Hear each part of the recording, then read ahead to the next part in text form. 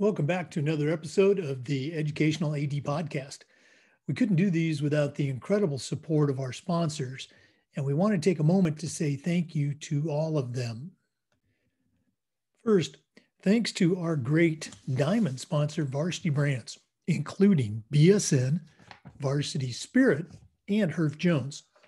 Varsity Brands, elevating student experiences in sport, spirit, and achievement. We also want to say thank you to our great platinum sponsors, including Ephesus Lighting, innovating a brighter future at every level. Camp Mobile, where leaders communicate better. Hometown Ticketing, simple and easy online ticketing. Gipper, sports graphics made incredibly simple. And Vital Signs, bring student achievements to life.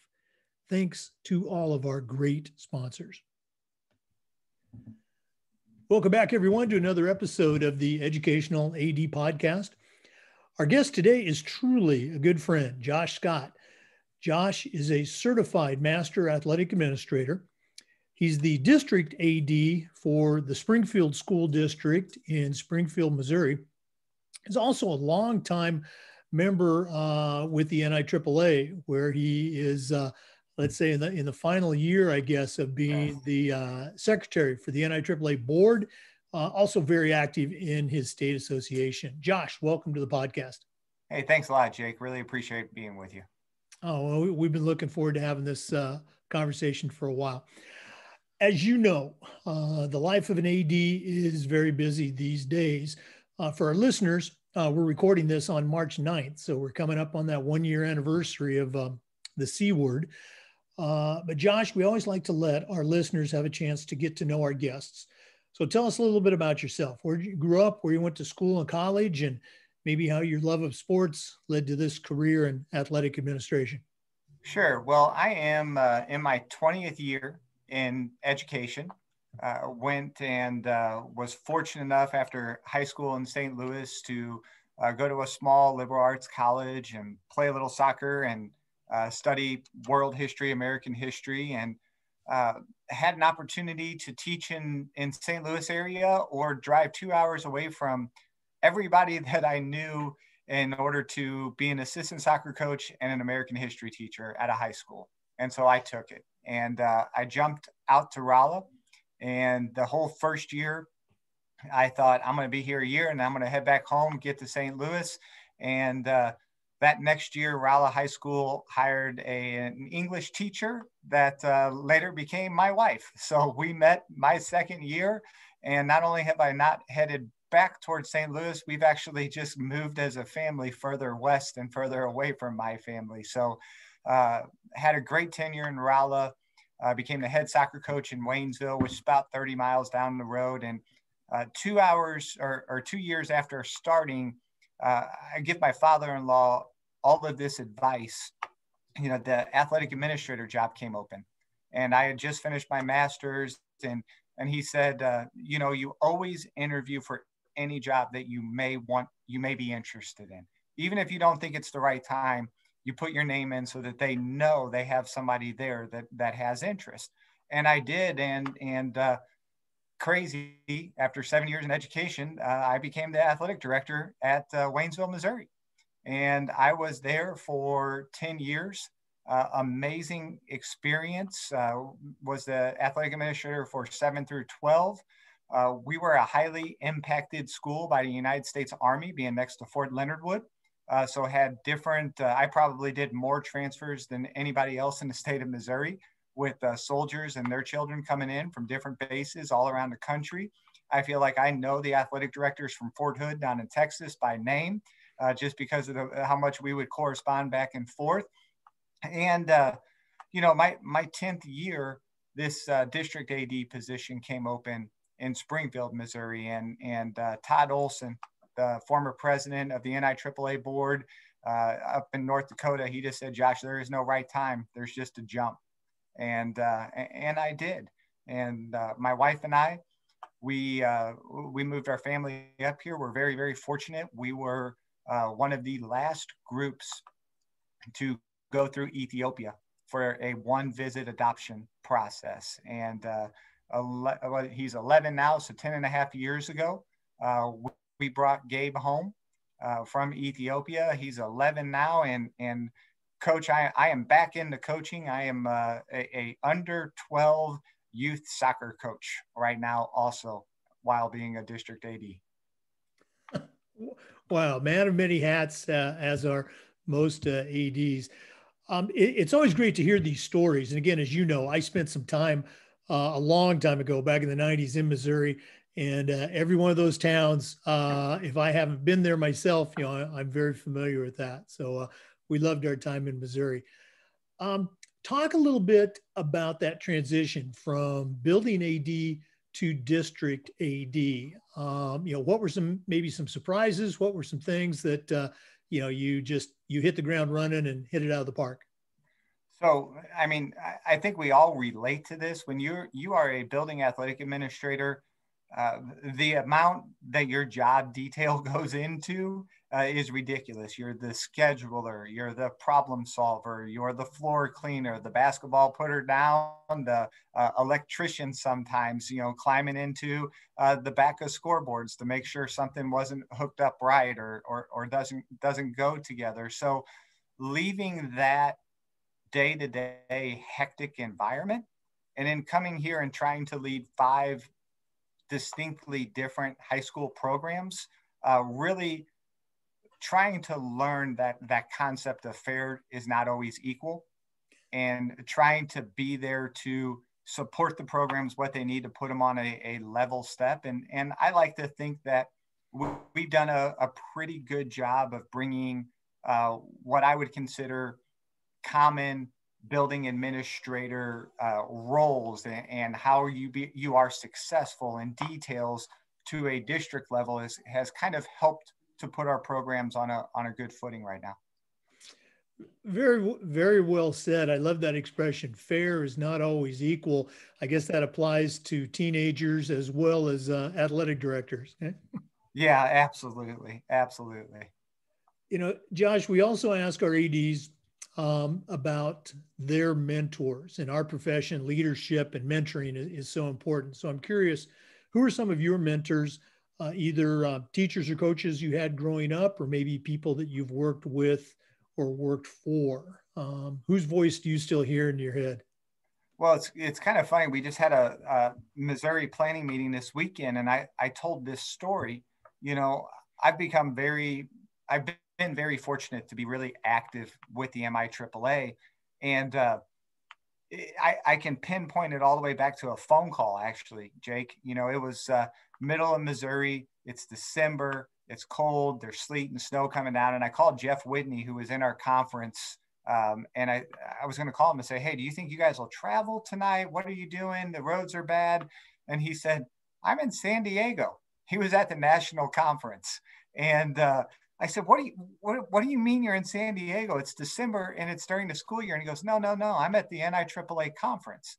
And it's my first year as an athletic administrator. And I'm like, I don't know what that is, but I know I want to be there. So I look at him. I look at Marty O'Hearn in the NIAAA, our executive director. He really took a young guy, brought me in under his wing, and really helped just to support and push my professional growth. And then probably my best friend is Mike McGirt out of Lee Summit, the NIAAA board president-elect. Mike came in, he moved into Missouri the same time I became an AD in Waynesville. And it was a great relationship because Mike was not in a conference, and my school was always willing to play him because of our proximity. But whenever we needed to move a game, he had no choice, but he would move it for us. So what turned into a jokingly great relationship. Even today, when I have issues or questions, I call to bounce things off of Mike. Oh, wow. A great story. And obviously, I know Mike from, our time together. Go ahead and pick up on that. We always like to share, especially with our younger ADs, the journey that, we're on and that we're still on with the state and the national organization. So you got hooked up, the next national conference, I'm sure you were attending, but talk about that whole journey. Yeah, when I have the opportunity to go in and speak to some college students that maybe want to be future coaches or future athletic administrators, I always use this line, and I just like it for myself professionally. I have made an amazing career out of continually signing up for and going after jobs that I probably wasn't qualified for. None of us know what being an athletic administrator is until you become it. And, you know, I distinctively remember years 3 through 5 of being an AD thinking, am I getting worse at this job? Because every year you do it, you learn more of what it takes to be a good athletic administrator. And you think, why am I not doing that? Where am I going to find the time? How am I going to get this done? And so it takes perseverance. It takes leaning on a support system. It takes identifying those peers around just to understand you're not in it by yourself. You know, your state association is so important because if we look around, I'm really, really fortunate right now because I'm in a district with 14 athletic administrators. We have one at each of our high schools. I have a direct assistant here, and then we have them at our middle schools also. So all of us together had the opportunity to work together for the betterment of each other. But generally at a high school, especially in Missouri, you're in the school by yourself. So that state association, that national association, the membership, the IAA magazine, the podcast, you know, it's crazy now. You know, I think Jake, your AD podcast, you know, I think we have Beyond the Bench, everybody else going. There is information out there for you. You just need to go after it and find it. What share just a little bit that big jump from say CAA to CMAA and share what your project was. Well, I think all of us, if we're going to preach education-based athletics to our coaches, what are you doing to model it? You know, I would not ever be happy with a head basketball coach or a football coach or a soccer coach that never went to a conference. I want them to ask me to go. I want to turn them around. And in my opinion, that's our job to model that we're going to do the exact same thing. One of the first things that I did as an administrator is I found out that our courses through the Professional Development Academy are all accredited, you know, through Advanced Ed, and now they're about ready to be accredited through Cognia with leadership training. You need to go to your your superintendent of your school district and say, look at who accredited these programs. This is good stuff.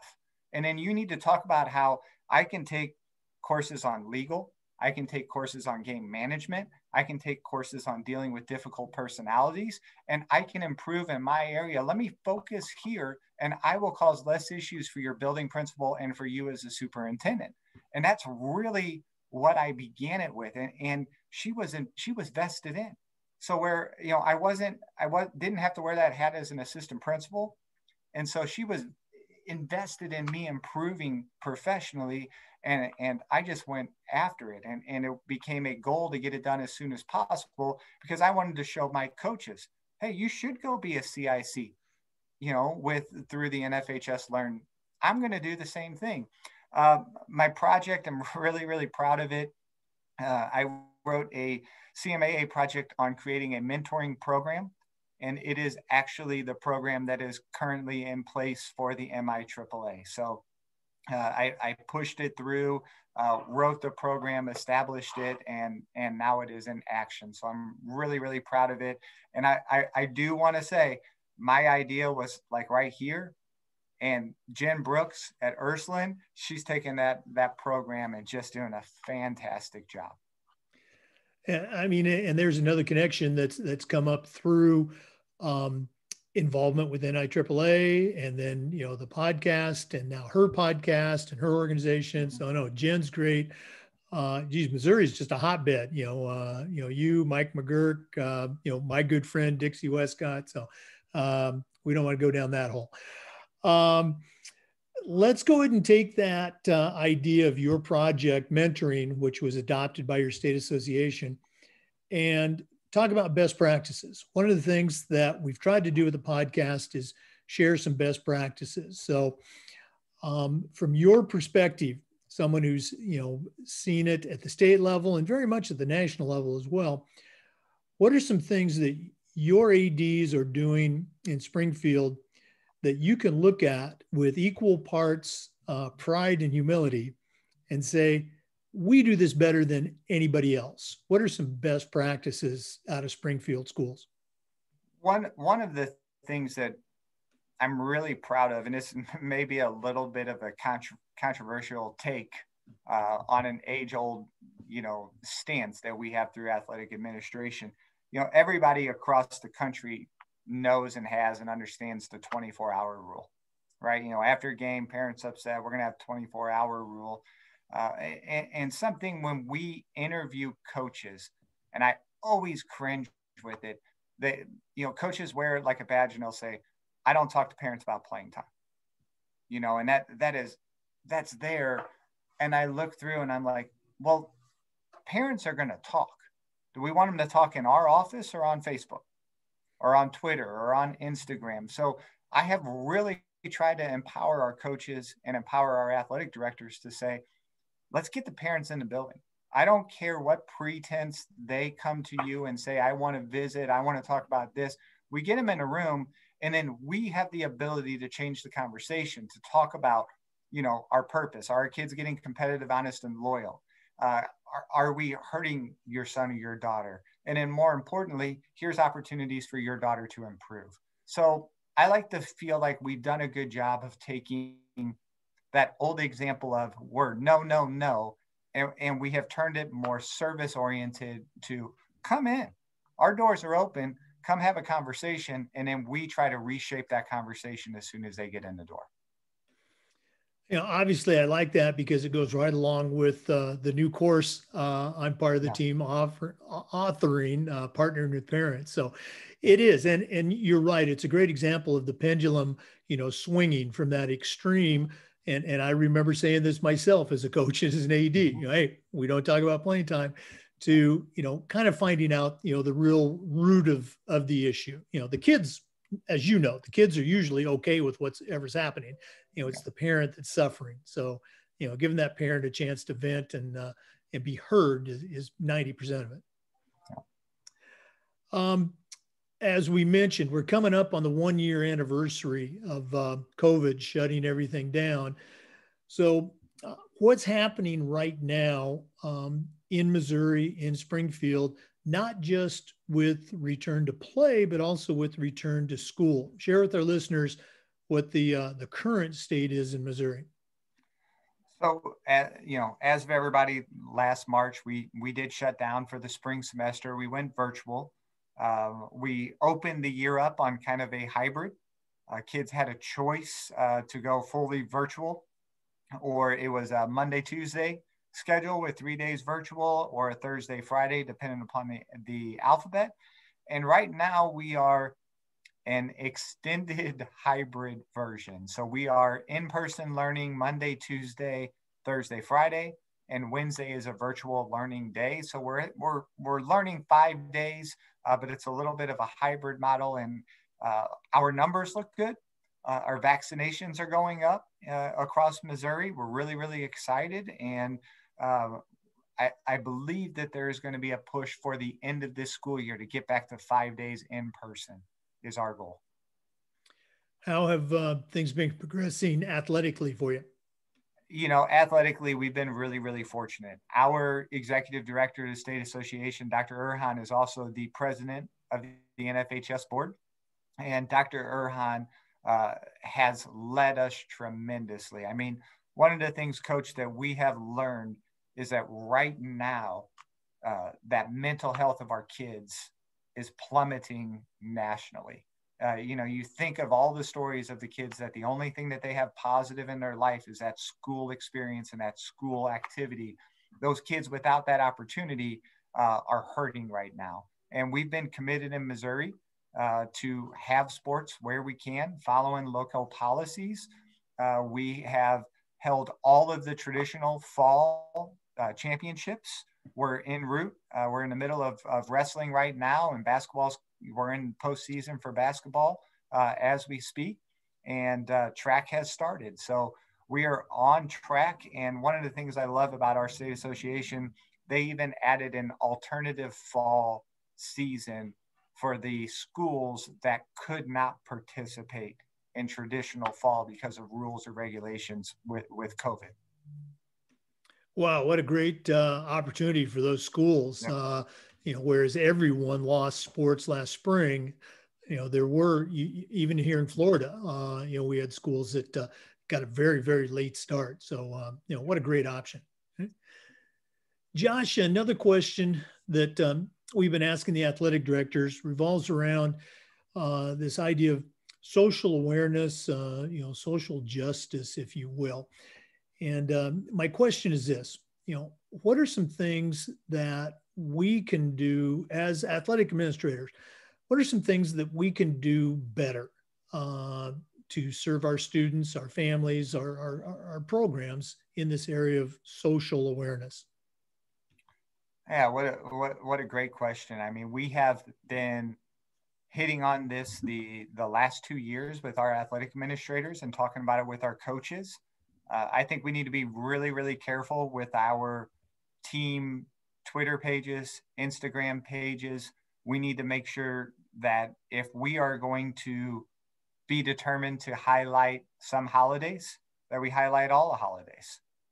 We've had the conversation and made the statement with our coaches here in Springfield that we're here for extracurricular activities, education-based athletics for every student in Springfield Public Schools, not just students related to a certain religion or a race.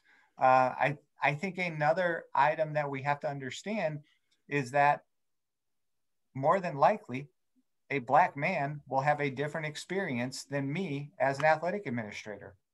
A white female or a female of color will have a different experience of me than I would. And we have to understand that and embrace it and try to figure out how do we all work together.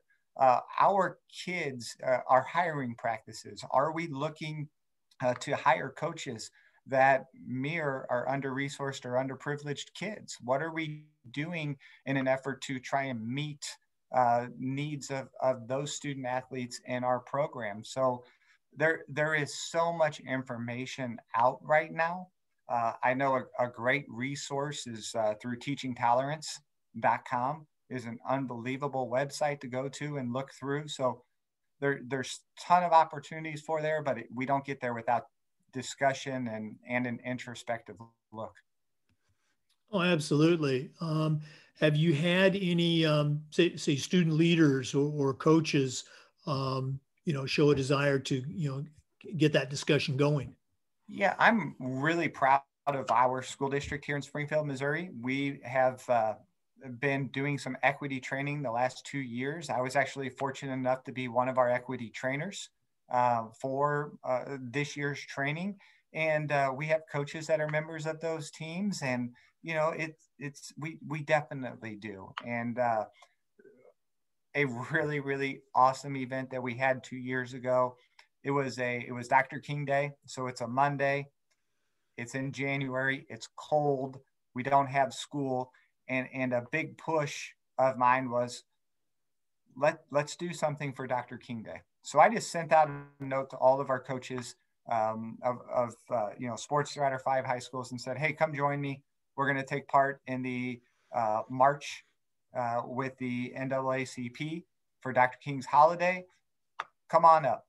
And we had representatives from all 5 schools. We had over 100 kids. It was great. One of my favorite pictures that I've had since being in this role is all the kids in our different uniforms, different schools all together. And that was really neat because, I mean, in the winter, you get a day off of school. It's cold. I mean, we're in Missouri, right? It's not like Florida, so it's not 72 degrees cold. It's cold. And these kids got up, got on a bus, came with us, marched outside, and it was just another idea of, hey, it's not a day off of school. There's a reason for it. And so I'm really, really proud of that event. Oh yeah, no, what a great memory. Yeah. Let's lighten things up here a little bit. You're no longer in the classroom. You're not, coaching a varsity sport. What's your favorite part of the day? What gets you excited about coming into the office every morning? So I like I like office work. I like being available for the athletic administrators. I like being able to turn around and answer for them within 24 hours so that they get it.